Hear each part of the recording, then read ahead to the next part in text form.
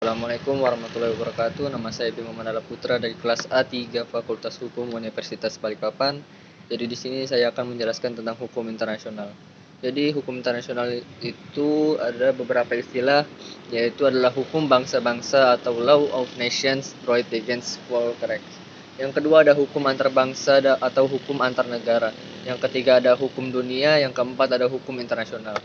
Dan pengertian hukum internasional ada dari Mokhtar Kusuma Atmaja, atau hukum internasional didefinisikan sebagai keseluruhan kaidah dan asas-asas yang mengatur hubungan atau persoalan yang melintasi batas negara antara negara dengan negara, negara dengan subjek hukum lain, bukan negara atau subjek hukum, bukan negara satu sama lain.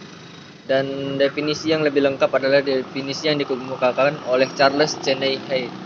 Sebagaimana dikutip oleh Stark pada tahun 1984, hukum internasional dapat didefinisikan sebagai kumpulan hukum-hukum yang untuk sebagian besar terdiri atas prinsip-prinsip dan aturan-aturan perilaku terhadap mana negara-negara merasa dirinya terikat untuk mentaatinya dalam hubungan antara negara-negara itu. Dan sumber hukum internasional. Ada sumber hukum formal, sumber hukum material, dan untuk sumber hukum formal ada di pasal 7 Konvensi Den Haag 12 tanggal 18 Oktober tahun 1907 yang mendirikan Mahkamah Internasional Perampasan Kapal di Laut. Yang kedua ada sumber hukum material, Traktat Resolusi Majelis Umum, putusan hukum, proposal dari The International Law Commission. Ruang lingkup hukum internasional. Hukum publik internasional atau lebih dikenal dengan istilah hukum internasional adalah keseluruhan kaidah dan asas hukum yang mengatur hubungan atau persoalan yang melintasi batas negara yang bukan bersifat perdata. Dan ada juga subjek hukum internasional, yaitu negara, takhta suci, organisasi internasional, dan palang merah internasional.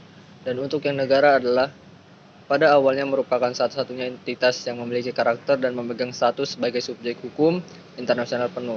Dalam Konvensi Montevideo disebutkan unsur-unsur apa saja yang harus ada pada sesuatu yang dapat disebut sebagai negara untuk dapat dijadikan sebagai subjek hukum internasional. Unsur-unsur tersebut adalah penduduk yang tetap, wilayah yang pasti, pemerintah, kemampuan untuk mengadakan hubungan dengan negara-negara lain.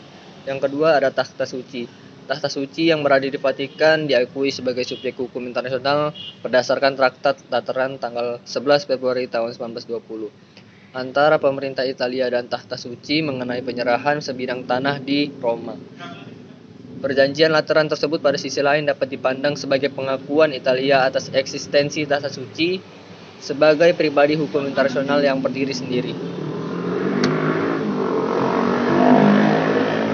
Yang ketiga ada organisasi internasional.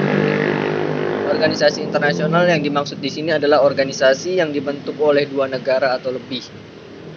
Misalkan PBB atau ASEAN yang dibentuk dengan beberapa negara lainnya.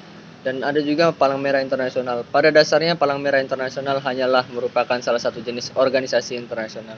Namun karena faktor sejarah, keberadaan Palang Merah Internasional di dalam hubungan dan hukum internasional menjadi sangat unik dan di samping itu juga menjadi sangat strategis. Dan itu saja dari presentasi saya. Terima kasih dan assalamualaikum warahmatullahi wabarakatuh.